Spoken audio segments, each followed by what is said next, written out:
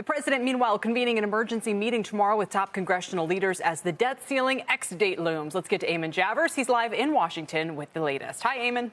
Hey there, Kelly. Treasury Secretary Janet Yellen is making a dire prediction about what will happen in financial markets if the United States were to default on its debt in early June.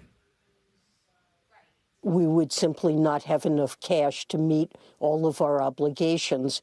And it's widely agreed that financial and economic chaos would ensue. Economic chaos there, she says. Yellen says tax receipts have been coming in light this year. That moves the X-date for default earlier than what she had expected. And she says the Treasury is also using so-called extraordinary measures to fund the government and keep things running right now. President Biden, as you say, Kelly, he's called top congressional leaders to the White House tomorrow to see if they can hammer out a deal. The president says he wants a clean debt ceiling increase, which would allow the U.S. government to continue to borrow money to fund its operations without any additional provisions attached. But Republicans say they want to pair any debt ceiling increase with a package of spending cuts.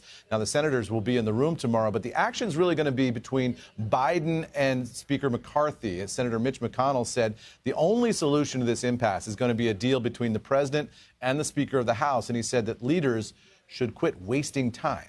Kelly, back over to you. I wonder what happens, if Brian Reynolds is right and we're not actually careening towards it and Yellen just wants a deal done because that's her job as Treasury Secretary.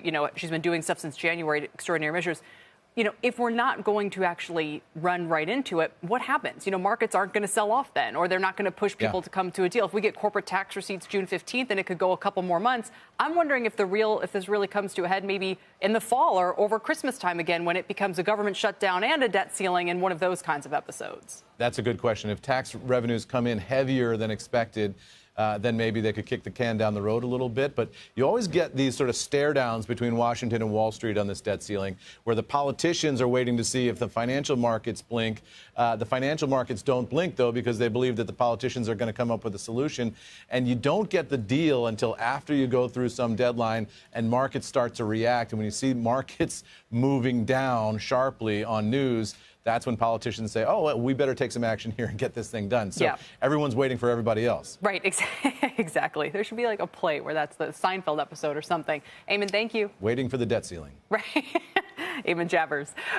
Don't miss, by the way, the Treasury Secretary herself, Janet Yellen, will be on closing bell overtime today, 4 p.m. Eastern, and we'll have a chance to hear from her directly.